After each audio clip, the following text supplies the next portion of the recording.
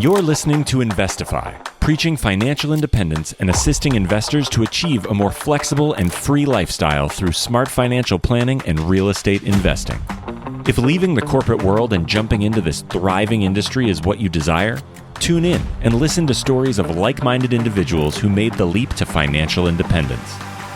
Equip yourself with the right tips and tricks to start your real estate journey, making active or passive ventures that are highly profitable and rewarding.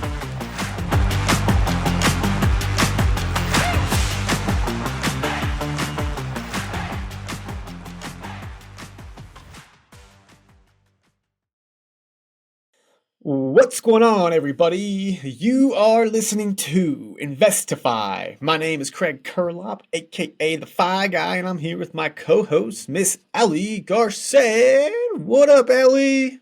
What's up, Craig? How you doing? I am doing fantastic. How are you doing? I'm good. I was scrolling through the Instagram this morning and I saw a video of you shooting off some potatoes into the world. What was that? Yeah. Well, we're recording this on the 5th of July, so that means yesterday was the 4th of July, and we did the all-American thing of shooting off potatoes, and one of our friends made this like potato cannon thing, and it was so much fun. It was like made out of PVC pipe and pressurized air, and you like kind of pulled the lever and it went, and man, I tell you, like I was expecting some serious recoil because like potatoes are like kind of big, and obviously we're in Idaho and we have the best potatoes, and so I was like, and there was nothing. Like it was like so smooth, and it went so, and the accuracy was great. I was like, this thing is amazing. So that might be a project for the future is to make a potato gun. Yeah. Okay, that is so it like came at the perfect time because I actually just started reading .com Secrets by Russell Brunson, and I'm on page 10, and he's talking about how one of his first businesses was making potato guns. I'm like, what are the chances that now I scroll and I see my BFF Craig Kurloff like shooting off potatoes? So that's funny. It's weird how the internet, I mean, I'm sure Instagram knew that you were reading that. And so it made me go shoot a potato gun so it could then show you. Right. That's must be how it works. That's cool. I'm glad you had a good time. I've never shot a potato gun, but I'm sure that that's like I guess it's just potatoes that you don't care about. I guess like bad potatoes. Is that what you throw in there? You just buy cheap. You just buy cheap, but we're not firing off like organic potatoes. We're just buying the cheap stuff. Uh, and they go off into the woods, and then the squirrels probably eat them. But, where do you think is the most common place that you'd find a potato? Like on the ground? Or what do you mean? Like at a grocery store? No, just like, no, like in your house. Oh. Uh, on the ground. I don't know.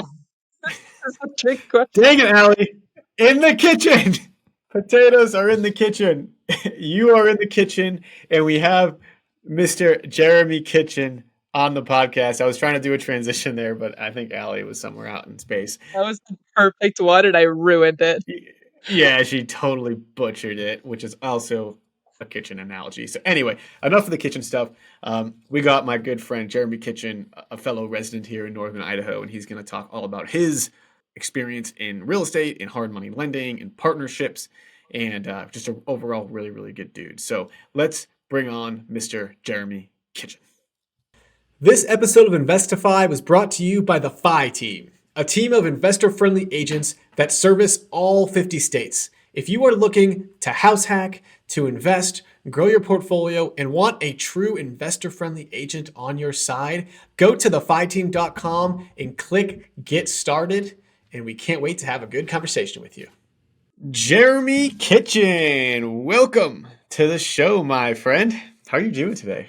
I am doing so good. Hey, thank you both so much for having me. I appreciate it.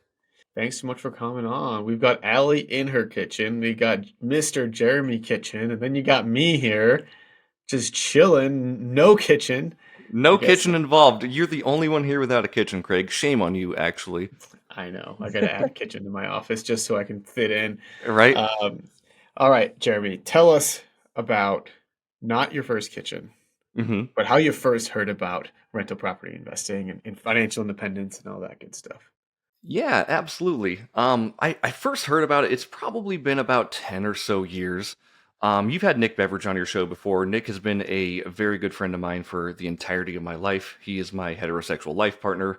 I've known him since I was 5 years old. So, I knew he was doing real estate flips and stuff. I didn't think anything of it. I'm like, he's just kind of a whack job. Let him do his thing. It wasn't really until he actually hired me to run a media company where I was working in the same office as him and some other high level entrepreneurs that I really started to get the itch for what they were doing. I started out, again, being a W 2 employee on a media company. I was in an office with a team of 7 to 8 real estate investors, and you just start hearing this stuff coming by your desk, and you're like, "What are you doing? Wait a second, you're putting money into real estate, distressed homes, and you're hoping it makes more money." Still, I thought you were nuts, but eventually you just start to learn, you start to pick up the habits, and you're the sum of the 5 people you hang around with. So here we are. So when was that? Like, give us a year and a time frame Yeah, there. so it would have been about October 2019 when I first started hearing about it, because that's when I started on the media team. I didn't actually start getting my first deal and actually start really getting the itch until probably, early 2020, actually. So I think what's cool here is that you took the skills that you already had, which maybe was social media, creating content, video production, etc. You sought out a team. This was your friend, a long night friend, who was doing something you wanted to do. You helped them out. You added value to them, and then you could basically just learn through osmosis and how to invest in real estate. And so, like, people want to ask how to get started. That's like probably the most perfect way to get started. That's it. Honestly, just have conversations with people. Honestly, show up to your REIs, show up to Craig's meetups. You got like your awesome house hacker meetup. Just go talk to the people and see what they're doing, because there's a million different ways to make money in this business. And if we can show someone 1 or 2 cool ways to make that happen, that's great. Absolutely. So October 2019, you kind of start to get some knowledge. And then you mentioned your first investment was 2020. Mm-hmm. Allie, do you know what time it is? It's early, and it's time for the The for real real deal. Yeah, I love it. That was so good. this might be the quickest we've gotten to the for real deal. So Oh, Jeremy, man. props to you on efficiency. No, that's bad. That's bad. We want to be telling a story here. I don't want to be skipping things. No, it's good. Well, it's good because you took action so quick from when you started, right? There's not really that drawn out long period. And so we're gonna get to dive deep into this deal and show how it has propelled you into kind of where you are today. So tell us a little bit about your first deal, when you did it, how you found it, who you did it with, what inspired you, all that good stuff. Yeah, I am going to backtrack just a little bit before I get to that story. So my wife right now, obviously, when we met, we weren't dating. We actually met through the team. She was in the middle of doing her first flip, and we weren't even interested in dating or anything like that. But I was very interested in figuring out what this whole thing was. So I would go help her on her flip project, paint her walls, go help just clean the basement out. And just realized I was like, this is cool. Like, this is a really cool way to make money. And I think at the time she was projecting to make, I think it was $60,000. And that was the click for me. That was like, that's more than I've made in a year in my entire life. And you're doing this in 4 months. That's incredible. So that was the thing that really got me getting the itch on that for sure. And then, just the continued knowledge. But we'll go into my first deal. So How did you? Okay, sorry. Before you get there, how did you convince Sam to let you hang out with her for that long, painting houses, all that? Just free labor? Is that what it was? It was free labor. It was absolutely free labor. It was me because, we were friends on the team, and she was doing a really cool thing that she was new at and she's never done before. And, what better way to learn than to learn together? So I was like, hey, I don't have any active flip projects, obviously. I can get my hands dirty. I don't care. Yeah, I'll share a quick story here about. I actually haven't told the story much, and I don't know why. It just slipped my mind. But when I first got my first house hack, I wanted to. There's like that lull period of like a year where I didn't really know what to do. I was working, I was making money, but I was really just saving up for the next one. And so my buddy had another friend that was working on a flip, and I would just go there on the weekend and literally just work for free just to learn. Like, I painted the exterior of his house. And then I painted some trim on the inside. It was like really mindless stuff, but I was just like there around it, seeing it. And it was just so helpful to do that. And that gave me the confidence to then go ahead and again, keep going about the next one. So yeah, even if you guys find that yourself sitting around and you don't have money, just go work for somebody for free just to like pick their brain and add value. 100%. Like that's such a good way to add value, like you're saying, Craig.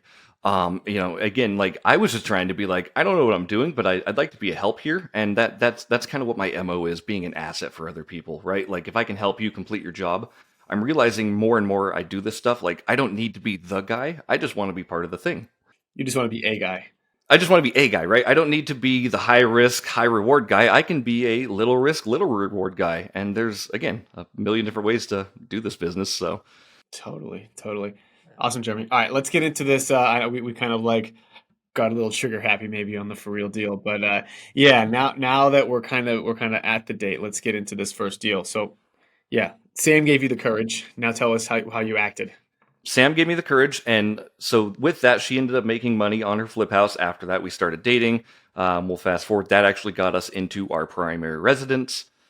With that primary residence, we bought it in January 2021. Hold on real quick. Because you helped Sam, did she buy you dinner for the first time?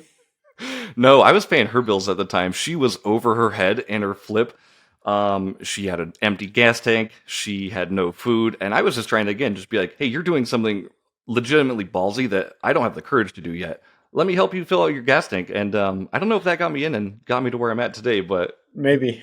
I was going to say, with all your free labor, maybe like it would have been funny if like she bought you the first dinner, which is kind of... Yeah, no. I was paying for her meals. She was... all of her money was going to the flip. She had her hard money payments and everything. And, with just working a job itself too, she was strapped. So...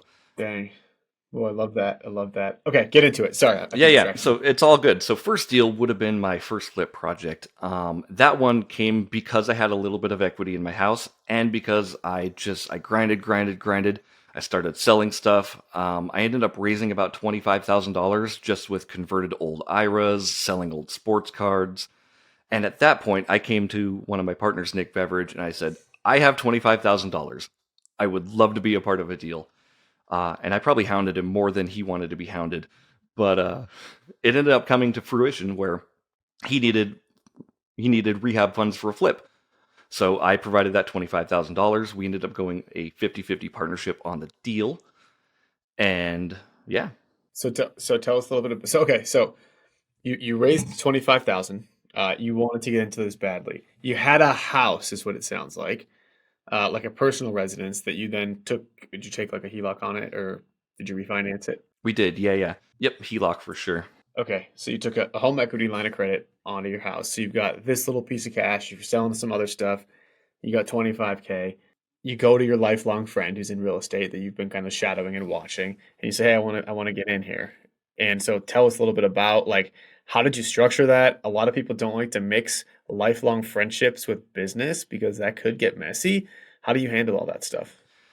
And it definitely can get messy, Craig. But I think the thing that it worked for us is we both really want to see each other succeed. And that means, doing more than what we're saying in our partnerships. Like, obviously, my partnership was to provide X. I provided X, Y, and Z. And I think he provided A, B through Q, or whatever, Q, W. And, but it ended up working good because he was one who needed money. He had a lot of projects going on right now. He didn't need to use my money, but he wanted to get me in this business, and he saw that I was hungry for it.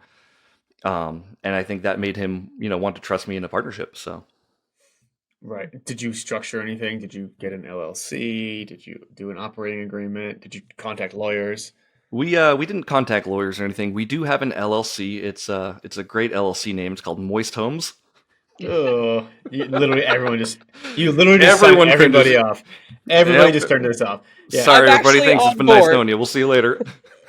Yeah. I actually Thanks, like Allie. that Appreciate word. you. Yeah, dude. Who likes a dry cake?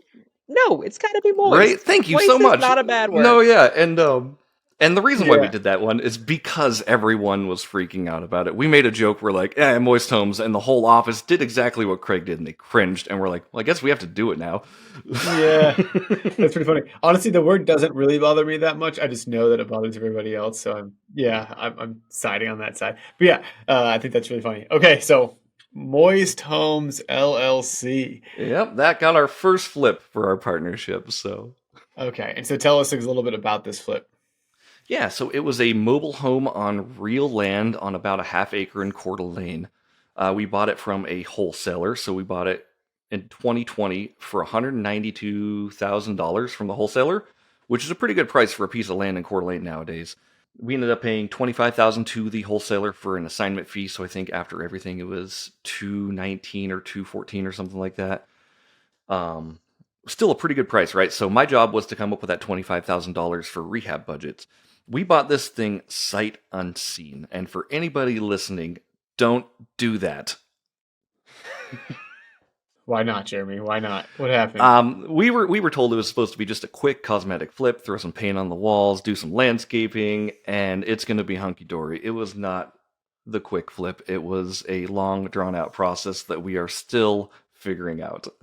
And when you say you were told that, were you told by the wholesaler or by inspectors or other people? We were definitely told by the wholesalers. They sent us an inspection report.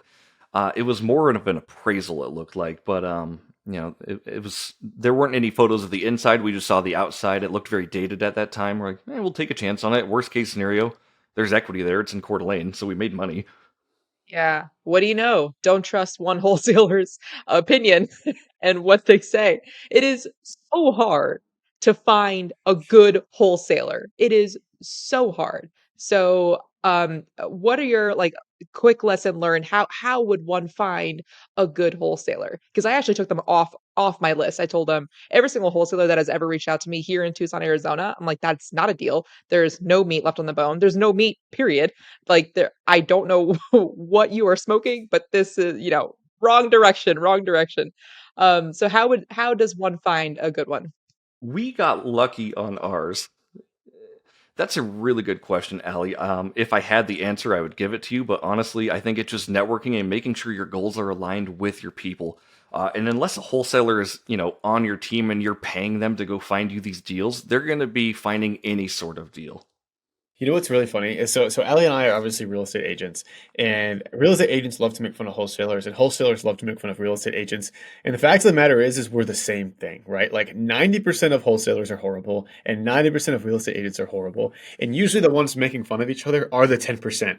And so I find that like my friends that make fun of real estate agents are actually good wholesalers, and then like us making fun of wholesalers are actually pretty good real estate agents. And so I'd say like find the people that are making fun of real estate agents, and those are probably decent wholesalers. Yeah, that's a good thing for maybe sure. Maybe that's a good way to do it. So how did you develop this relationship with this wholesaler? Was it just This was a previous standing relationship with Nick. Obviously, and this was, you don't want to discredit people saying they're doing bad business or anything like that. These are giant wholesalers in the area. They do a ton of business. It just so happens that this deal was more than they said it was supposed to be. And I'm not saying that's how they do business all the time. I don't want to speak ill of them at all. I think they're really great people, actually. But for what we were thinking for this being my first flip, and that was why Nick brought me on. He's like, oh, this will just be a quick cosmetic thing, right?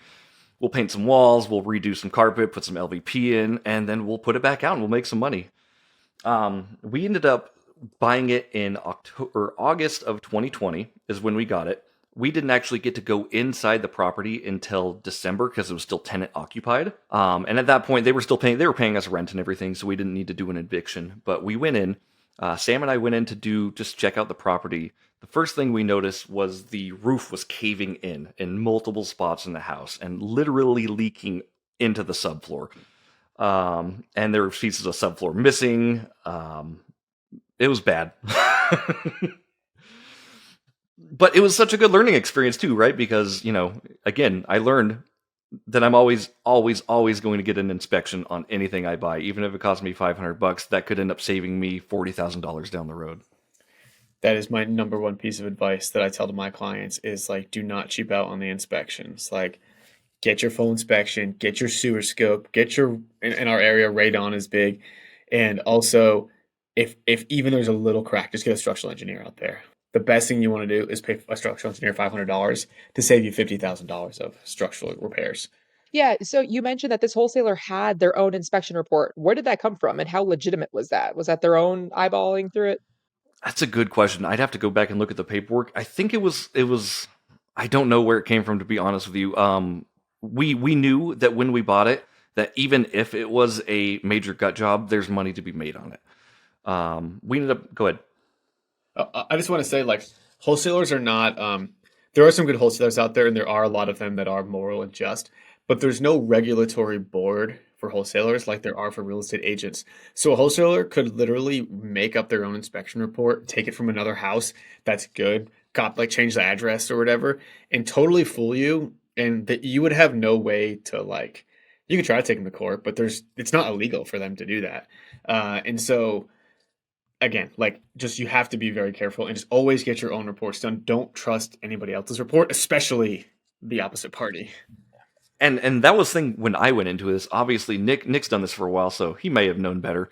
But I didn't know what I didn't know. So I was just excited to be a part of a thing at that point. Like, cool, we're moving. This is how it works. You have to take action. And that's how it is. So Yeah. And that's exactly it. You were taking action because you correct me if I'm wrong with the numbers here. In October of 2019 is when you discovered financial independence in real estate investing. 3 months later, you went under contract on a property. no, October 2019 was when I learned, and it was August 2020 when we went under contract. My mistake. Okay, less than a year. Less than a year later, you're under contract because of, the sphere that you're around, the questions you're asking, what you were absorbing into your mind and into like your just you. So it took you less than a year to even get in. And so that's like, oh, that says so much about a person, I think. Like, how bad do you want it? How quick are you to take action? And of course, that doesn't mean just buy any deal. But yeah, so No, not at all. so what happened after that? After you realize, once you're finally in the house, you realize the walls are caving in or the roof is caving in. What happened there? So what happened was obviously I had a rehab budget of $25,000. That didn't cover even a drop in the bucket of what that house ended up costing us. I think we ended up paying over $120,000 in rehab on that. And good thing, obviously, I had my house because we had a home equity line of credit. So I put an extra 30 or 40 in from my home equity line of credit. Nick threw in some money too. Like we were able to get it done because we had the resources. And we ended up making it so when it appraised at over $400,000. Nice. Wow. Wow, a mobile home. A mobile home. It's tied down on real land, and it's a completely brand new mobile home at this point. So. And when you say real land, can you explain that? Like, what's fake land? Fake land is imaginary land that happens in your mind, Craig. No, fake land is Metaverse basically land? yeah, the metaverse land. Yeah. Fake or lease land is what they call it. Basically, a lot of mobile home parks have leased land. So when you buy a trailer, you own the trailer, but you don't own the land underneath it, and you're typically paying lot rent to somebody just to park your trailer there. This was tied down on real land, so it had all utilities built into the land itself. Basically, at that point, there's not a lot of difference between a mobile home and a house since it is tied down on real land and everything like that. Gotcha. Okay, perfect. So you bought it for 192. You put 125 into it. Rough numbers, you're about what, like 325 all in, 320 all in, say. And you were able to then sell it for 400. We actually have it rented out right now through a hard money lender. We refinanced on one of my hard money lenders. It was on a 12-month note, and now it's on a 5-year note. So we have it on a 8% interest note for 5 years, and we have a renter in there. It's cash flowing, so it's stopped the bleeding on it. But even when we sell it, we're gonna make some money on it. I think, hopefully, as long as market conditions stay the same. So let me get this straight. You have a hard money loan for 5 years. Hard money loan lenders do like buy and hold type stuff. You can find some that do. How did you do that? Just relationships, talking to people. These, again, were people that Nick have known for a long time. They've known that Nick will work on the loans, and the loans will end up panning out for everybody. We left enough juice in it when we refinanced, so I think we refinanced it for $320. So we didn't like take out any cash or anything like that, but we have so it's making money now. The last I checked, the mortgage on it is $2,900. Or the rent is $2,900, excuse me. And again, it's on a half acre. It comes with a detached garage. You can actually turn that detached garage into another apartment if you wanted, or another house.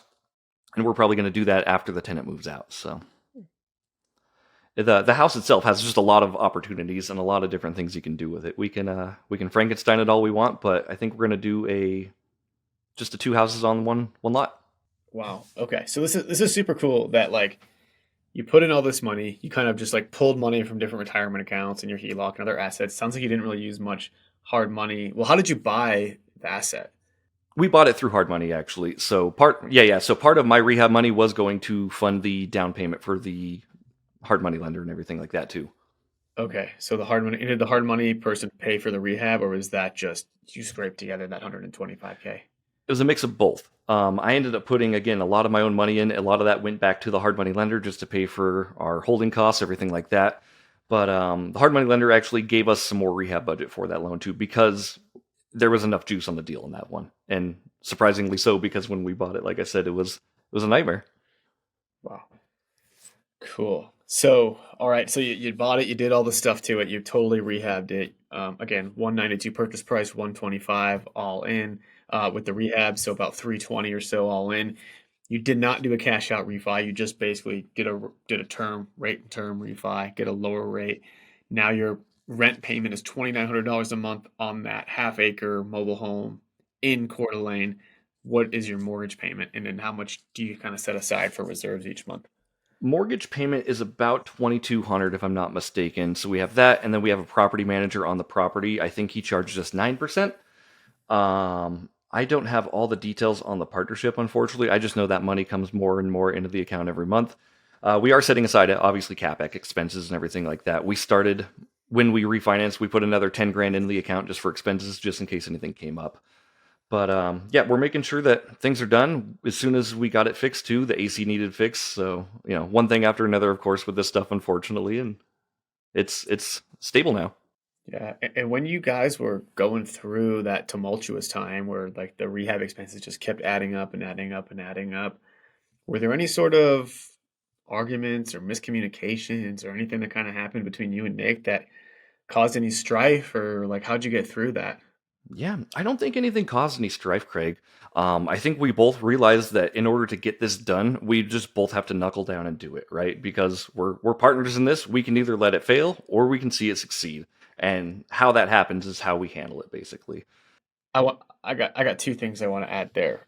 One, I think that just shows your relationship with Nick, and like I mean, I guess I know Nick personally as well, right? And I know that both of you guys are just like, you guys would rather preserve a relationship than any amount of money, right? And so like you wouldn't let $10,000 destroy your relationship because of this one deal. And I think that's really important too, is like find somebody who values your relationship more than like the business itself, if you're going to do it that way.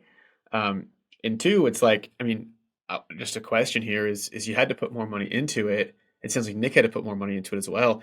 Did you still stay 50-50, or did you have to renegotiate at all and come up or down based on your contributions? That will be discussed when we end up selling, if we end up selling. So Nick ended up having to put in a little bit more than I did. I think I put in 40. He put in, I think, 40 or 50 or something like that. We're a little bit off on who put in what. But we just have everything notated, and we have it all in our spreadsheets and everything. So when we sell it, we're all obviously getting paid back everything we put into it. And then we're getting paid back a split of everything that makes on the profits. So, and again, you're absolutely right. Like the relationship is more important than the house. Like, burn the house down if you want. As long as we get to stay working together, there's going to be other projects we can do. But I'm not that hungry. I'm more hungry for relationships and watching my friends succeed. So, right. We hope this episode is inspiring you to take action. If you're thinking about becoming a real estate agent or an agent who wants to join an investor-friendly team, just hit me up on Instagram at @TheFi because we are growing our team in Denver, Seattle, San Diego, and Coeur d'Alene, Idaho, but also adding to our network in all 50 states. And if you didn't already know this, the FI team provides a super supportive environment with one-on-one coaching, accountability, and ongoing training to help develop kick-ass, rock star, investor-friendly real estate agents. So hit me up on Instagram at @TheFi, shoot me a DM, and we'll set up a time to chat. Can't wait to chat with you. Go ahead, Allie. Yeah, so I was gonna say, just take us to where you are now. So that was your first deal that you partnered with, and did that partnership continue, or did you continue with other partners? Where are you now? What does your portfolio look like? yeah. And it all kind of jumbled together, obviously, in mid-2020, because I was making, it feels like a lot of moves, but I'm sure you guys have done a lot more and a lot more successful rate that I've done it, but I'm just trying to figure it out as best I can. Like I said, with that HELOC, so I got paid on my HELOC let's round back on that real quick. So when my wife and I bought our property in early January 2021, we got it appraised a year later, and we had almost $200,000 in equity just because of the mass appreciation in Idaho. It was nuts. So we realized that like that's going to be our lifeblood for investing in the future. So we took out our HELOC. We have a $170,000 HELOC. The first thing I did as soon as I got that HELOC, I went into the room of investors and I said, I have money to invest. Who has a deal? And, you know, when you say you have money, people will definitely come flocking to you for sure. And first thing we did was we did a deal out in Smelterville, Idaho with a couple of agents on Nick's team. So I actually played hard money lender on that deal. And we structured it really cool. So they bought the house for $120,000 in Smelterville, Idaho, a small little town. But we knew that when they sold, because the market was going nuts, they could sell it for almost $300,000 easy. So what I did is I bought the entire house myself, and I put a first position lien on that house. Again, we did the hard money lender thing.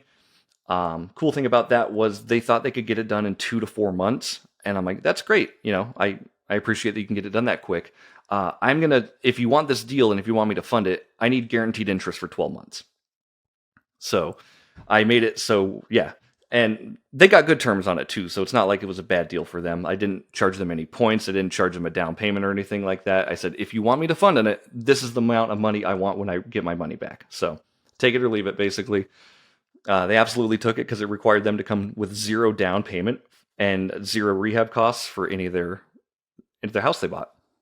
And so how did you get comfortable doing that? Like, is that just... Yeah. I got comfortable because the deal itself was there. And that's something I've just learned from being a hard money lending broker as well. You just make sure that the deal is there and that your after repair value meets or exceeds what you think it's going to be. Like I said, when they were going to sell it, we were anticipating them selling it for $300,000. They bought it for $120,000. They're going to make a good piece of the pie on that one. All I wanted was my 10% annualized interest for a guaranteed year. So we made $12,000 on that. So what do you like? You know, you did that when the market was rising and was hot. And let's be real, like no one knew how and when you're in it, you don't know how long it's going to go, when it's going to drop. Now, where like flippers are probably having a little bit harder over time, the market's not appreciating like it did as we record this in like, you know, mid 2023. Would you do this? Would you do that same deal today? I would do that same deal today. Honestly, that house, since we bought it, like it made sense. Even if those investors didn't do a good job on their flip, it was something I was comfortable taking on at that point. And at that point, honestly, I'm like, okay, if you fail, that's just a deal for me. And obviously, I don't want them to fail. Because you're getting that 10. Yeah, I'm getting that money, and I have a first position lien. So if they fail, I just take back the house, and then I either A, put a renter in it, or B, I sell it, and I get my money back. And at that point, like I said, that just would have been a $120,000 house for me to have paid off. And then if I put a renter in it, you know, rents are only like $1,000 a month out in Kellogg. But if it's paid off and I'm getting $1,000 a month cash flow, that's great. Yeah. Wow. So I got another question for you, Nick. This is kind of taking me back to some of my days in like Silicon Valley when we used to do venture debt, which is like you basically give startups who are losing money each month a loan, like a hard money loan until they can raise their next equity round. And so as a hard money lender, would you ever do anything where, let's say you give somebody $100,000, but instead of you take your 10% interest, but then you're able to say, hey, you don't actually need to pay me back on the $100,000, but I'd rather convert that to equity in the house. Is there ever a piece of that? Do you ever do that? Or is that even an option in real estate? Yeah, I mean, I do it with other partnerships as well. So since I've been a partner with Nick, him and I have done a couple other equity partnerships together. They work out pretty well, but a hard money lender typically wouldn't do that. Really what hard money lenders are is they're brokering other people's money. So they want to get in and out and they want to make sure your note succeeds and is fulfilled. And then they want to invest into the next thing. They don't want the problem of flipping. They don't want the problem of trying to get rid of a property. Like they're staying in their own lane and they're just like, okay, our investors make their 10%. We make some points off the deal. Let's just do that. And then we can recycle other people's money. Typically, like I said, your hard money lenders aren't going to, unless you have a relationship with them that, you know, certain circumstances require that to be done. I know what we do a lot of though is we'll take a cross collateralization for a hard money lender. So if someone has a paid off house, we can just refinance that one. Then we can get some cash and that'll give them another give them money to get going on another deal too. So just ways to get creative with it. Gotcha. Very cool. Awesome, Jeremy. So just a quick recap here is, so you kind of got into investing here at the end of 2019. You bought your first property kind of mid 2020. It was that flip, that mobile home that we delved into. You still own that mobile home today. It's appreciated a whole bunch because you bought in a great area in Coeur d'Alene. So for those of you guys that don't know where Coeur d'Alene is, it's like in the top part of Idaho. It's really growing really fast because it's beautiful and yeah, it's beautiful. And so what I love about these kind of markets, the Denvers and Seattles, Coeur d'Alene's, Phoenix, maybe Tucson, we'll give Allie a shout out there, is that you're buying in an area that you can still cash flow if you're creative with it. So oftentimes you have to do rent by the room or Airbnb or whatever. But then you're getting that great appreciation. And the appreciation is really where you start to see the incredible amounts of wealth. Like, I mean, curious to hear what you guys thoughts there. Like in your rental portfolio currently, like how much do you think you've made on your cash flow and versus how much you think you've made on your appreciation?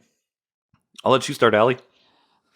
I always tell all the investors that reach out to me that are looking in specifically in Tucson, that's all I can really speak for, that if you're purchasing for as a long term, it will not cash flow. If it's like on the market, typical not creative financing, not off market deal, like if it's on the market, on the MLS, it will not cash flow.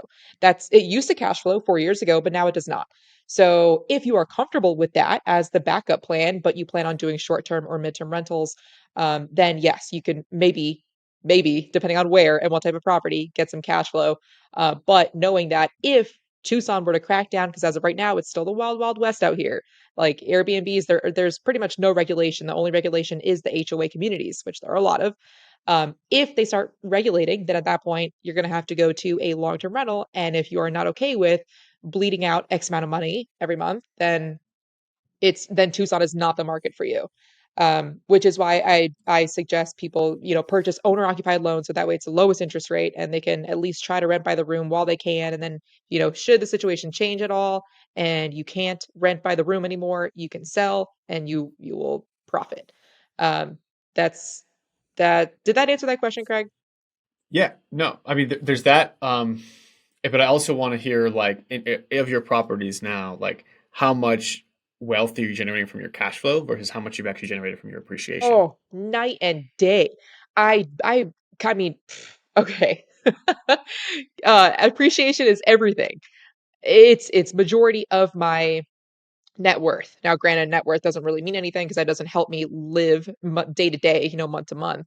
But knowing that I have a lot of like not liquid, illiquid, um, in each property, if a rainy day ever came by, I can get a HELOC. I can get some sort of line of credit against the property, or I could refinance. That's always my last resort. I'm not a fan of refinancing, but there's stuff there for a rainy day. That compared to my cash flow is like pretty much non-existent. I cash flow uh, uh, enough, of course, nowhere near where I want to, but also in my position, I'm purchasing with 0% down. So I'm not putting for the majority of it, I'm not putting anything down because of the VA loan and other stuff. So, but yeah, it's knowing that you can convert that appreciation into cash flow later on. I have money sitting, so I could, whenever I come across a deal, not from a wholesaler here in Tucson, but whenever I come across a deal, then I can purchase something that will cash flow or become a hard money lender. Yeah, no, I think that's huge. Jeremy, curious to hear your thoughts on like your cash flow in your portfolio versus your appreciation. Yeah, obviously, like I just started, so I have one rental right now that is cash flowing, but like Ali said, like the appreciation has just been immense on that thing.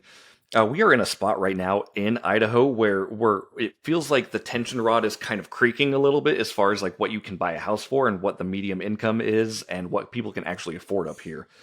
And that makes it harder and harder to find deals, obviously, which they're out there, but it's slim pickings in Coeur d'Alene, Idaho right now for sure.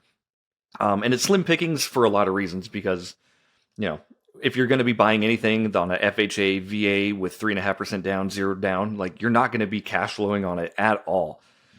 In order to get that cash flow, you have to put, 20, 40% down on a property just to get it to a point where your loan is not astronomically high, just so you can make money on it. And there's better uses for your money at that point, but Absolutely. Yeah, I just got to echo what everyone's saying here, right? It's like the cash flow is cute. It's kind of what I say. It's like cash flow is cute and it's nice, but like what's going to change your life is that appreciation. Like you're talking thousands to maybe tens of thousands of dollars a month of cash flow versus millions of dollars of appreciation.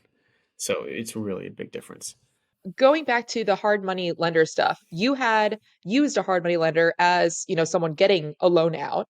So aside from you having the experience as the one being lent money to, what other resources did you come across when you then decided to become a lender for somebody else? That's a really good question, Allie. So what actually brought me to actually brokering other people's funds too is that first deal that I brokered with the hard money loan for the 120,000 out in Smelterville, Idaho. I did it, and the hard money lender actually approached me and he says, "Hey, the terms you're giving aren't good for business because you're undercutting the competition. You're not charging a down payment. You're not charging points or anything like that. Like, and you don't have. I didn't have the sustainability to do more than one deal at a time." They came to me and they said, "Hey, how would you like to broker our $250 million and you just find deals and bring them to us and we'll pay you out of the points?" And I said, "Great, that sounds awesome." So doing that actually led me to another career avenue in my life. Tell us more about that. So mess up on deals, ladies and gentlemen, you get opportunities. Yeah.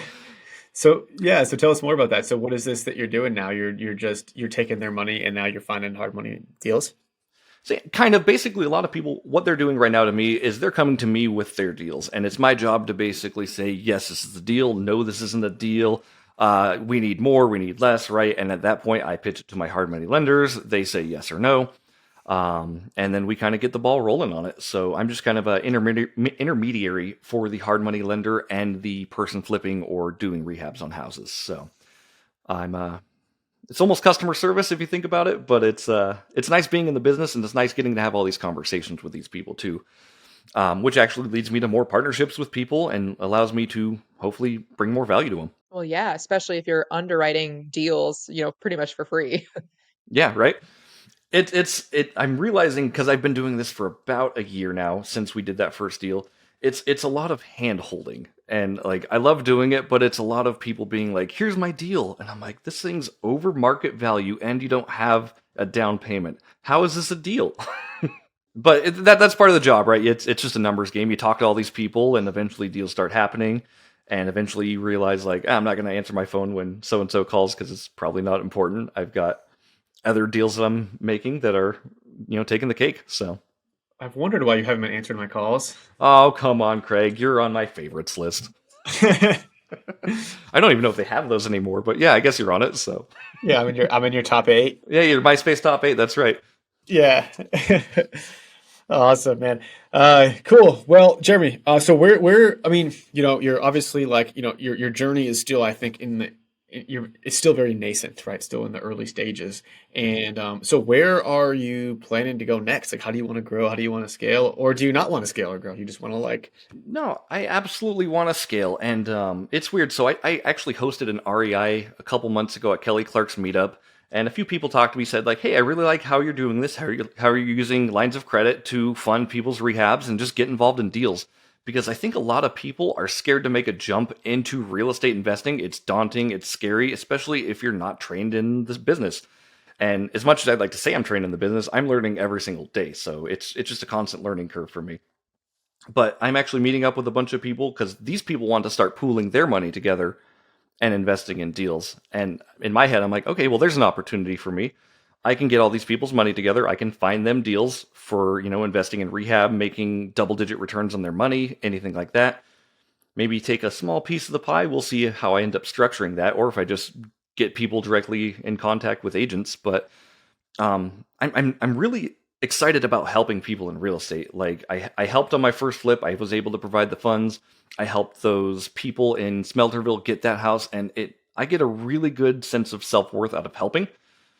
Like we said at the beginning of the show, like I don't need to be the guy. I just want to be a guy. And if I can be an asset, or if I can help on your deals, or if I can point people to the right direction, or show people a different avenue of, how to utilize their IRA to make double-digit returns rather than just sitting in a bank collecting stocks, I'm going to try to do that. So, yeah, one thing, Jeremy, that you're really good at is like you're you're always giving and always trying to find ways to provide value.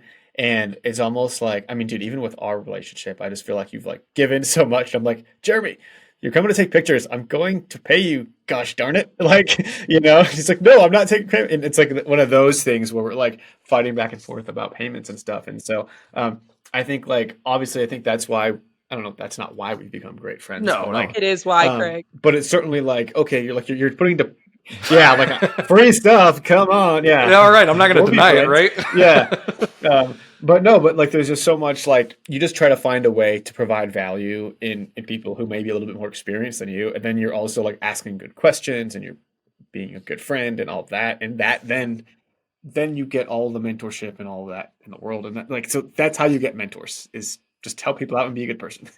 Exactly. And it doesn't come from a place of like me wanting anything at all, but like it does genuinely come from a place of like, how can I help? How can I be an asset to this person, right? Like, I know these people are doing their own struggles. Like, real estate investing is crazy, and you guys have been doing it a long time. I've been doing it a very little time.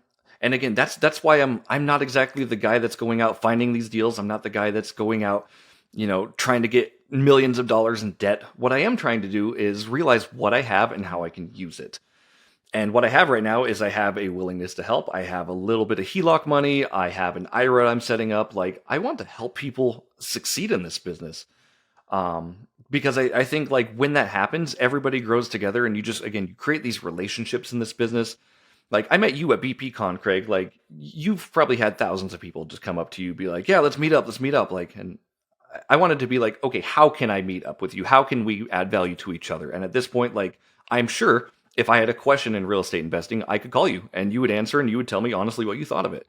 And that's worth more than any monetary gain, honestly, like the knowledge and the helping me out, because if we help each other out, again, everybody wins. Yeah. Well, the funny thing is I don't mean to sound like arrogant or like I've got a big head, but I vaguely even remember meeting you at BPCon, if I'm being honest. But I do remember getting down and sitting down with you for coffee for like an hour and a half or 2 hours. And that is like where it really resonated. Like where our relationship, I feel like, really started and really resonated. And so, but yeah, I mean, maybe you just got my contact info then and we just like exchanged a couple texts, right? Like you don't want to win somebody over at a conference because there's so many people around. But it's all about the follow-up. The fortune is in the follow-up. That's what I tell all my agents too. Right. And like I said, I mean, I'm sure everybody's bombarded. Like, I get bombarded with people still trying to meet me nowadays. And I'm like, I don't feel like I'm at a point where people want to meet me, but I'm happy to talk to you. Like, I would love to be a resource for you. And that makes me feel good knowing that I can provide something cool for other people. Jeremy, well, this has been amazing. I think it's about time to head in the final part of our show. But right before we do, we got to ask you, do you have any parting words of wisdom for the listeners? Any parting words of wisdom? Honestly, just taking action, taking massive action is going to be your best step into getting in this business.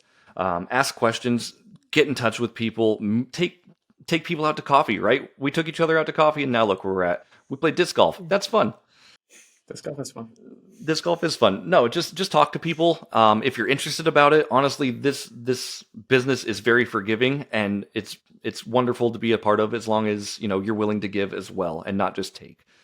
So yeah, don't be a taker. Amazing. All right, Allie, do you know what time it is?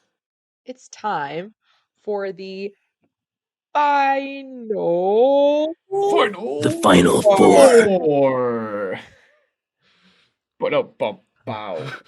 The final four. You guys are awesome with your sound effects and all synchronized. I love that. That's great. Yeah, we're trying. It's taken a long time to get this far, and it's not very far. So you can. They've tell got buttons on here where you can put it in there too. But I love it when you do it live. That was great. You know what, Jeremy? No, don't teach us the hacks. Don't teach us the hacks. You're the tech guy. We're the yeah. All right, Allie, kick us off. First question, Jeremy. What are you reading currently? I am reading 2 books right now. I typically don't do that, and I typically don't read fiction, but right now I am reading a fiction and nonfiction. First book I'm reading is Rocket Fuel by Gino Wickman. Great book. I'm about halfway through that. I have yet to realize if I'm an integrator or a visionary. I think I'm like a weird blend of both. So I'm trying to find that line for sure. And then the second book I'm reading is called Mythos by Stephen Fry. It's Greek myths reimagined.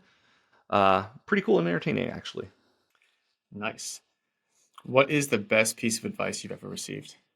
That's a great question, Craig. Honestly, I'd just say provide value to your friends and family, and be in a place that puts you in a position to, better serve yourself and others at the same time.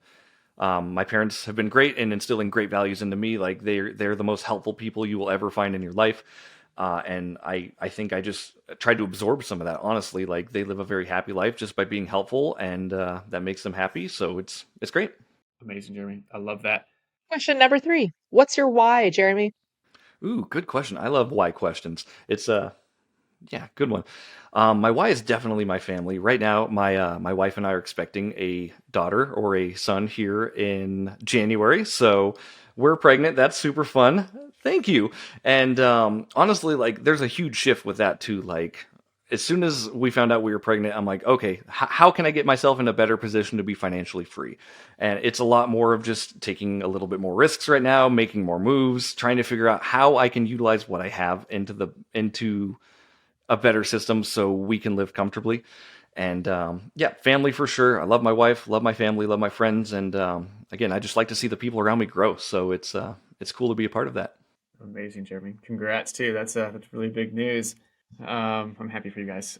Number 4 is: has someone ever caught you dancing in front of the mirror? Oh, I'm sure they have. If you dig enough on YouTube, Craig, I'm sure you can find weird videos of me dancing, to be honest with you. There's oh yeah, 100% dancing in the mirror for sure. In high school we did have you ever seen I think it's American Pie, one of the ones where they do the dance off routine? I've seen American Pies, but it's been since high school since I've seen those. So Yeah, same here. But we so for the lip syncing contest, I actually did the dance routine for that in front of my whole high school. It was pretty fun. But yeah, you can pretty much find me dancing a lot of times during the day. So it's amazing. I'm gonna tell a quick story about me, or actually, I found Grace, my wife, dancing in front of the mirror one time. I came home and she didn't know I was home, and she was dancing to like "I'm Not Afraid" by Eminem, which is like a weird song to dance to in front of the mirror. Yeah, but she was like acting all like thuggish and ghetto, and I was like, and if you know my wife, that is like, which both you guys do, like that is not her. So it's just right. It was really funny. It's hilarious. It is very funny when we catch our spouses. I am so sorry for this, Sam, but I saw her dancing and she was singing, doing dishes, and I was like, I'm so in love with her watching her do this. So I filmed her, and she saw me filming her, and she turned around, saw me filming, and she's like, ah! You need to post that I'm like, video. but I will get. I think I'll get hanged if I do, Craig. Yeah. There's things that don't see the light of day, and that's going to be one of them. Okay. So I'm gonna next time we're together after we have a few drinks, I'm gonna make you share us that video. yeah. I'm a good husband, and I'm a smart husband, and I know better. Yeah, that's right. Happy wife, happy life. That's right. Awesome, Jeremy. Well, where can people find out more about you? I mean, you can find me at quickdealfunding@gmail.com, 208-704-0320. I'm on Instagram at REI_funding, and I have a photography page at gingersnap_media. Yeah, if you want to reach out to me, just say hi. I love talking with new people and making cool connections and relationships. So Awesome. Jeremy, thanks so much for coming on. It's been a pleasure having you, and we'll talk soon. Awesome. Thank you both so much. Appreciate it. And that was Jeremy Kitchen. Allie, what did you think of Jeremy? What a nice guy. You can tell that they're, when you're dealing with people in real estate, whatever industry you're in, there are some people that you just get a really good feeling about. Like, yes, no matter what business you're in, I would do business with you, And he strikes me as one of those guys. And I think it's a really common occurrence, actually, where when somebody gets into an industry such as real estate, where there are so many different avenues you can take. He started off, purchasing his own personal residence, taking action immediately, purchasing a mobile home, and then realizing that he would rather lend. So, like, that's the avenue that he took, and that's where he's going to continue to grow. And I really like that we had him on the podcast.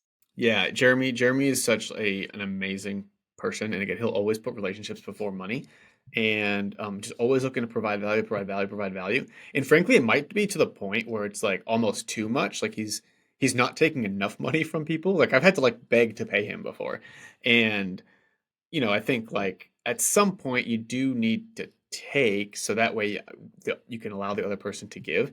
But like that's just where Jeremy's head is at, right? Is like he just wants to provide value, and like that's why you'll see him around some circles with some people that you're like, wait a second, Jeremy's got like 1 or 2 deals, but he's hanging out with this guy who's done like 15, 20, 30 deals and syndication and all that, and they seem like they're really good friends. Like that's the reason, right? And so, if you're new, I think being more like Jeremy is a great thing to do. Yeah. Great episode. Well, guys, if you like this episode, if you like our show, if you have any feedback for us, please, please, please go to iTunes, leave us a quick 5-star review. Let us know on Instagram that you did. It helps the show out tremendously, gets us more views, more listens, and then allows us to grow and get on more better guests. So again, 5-star review. We much appreciate you guys, and we'll see you all next week.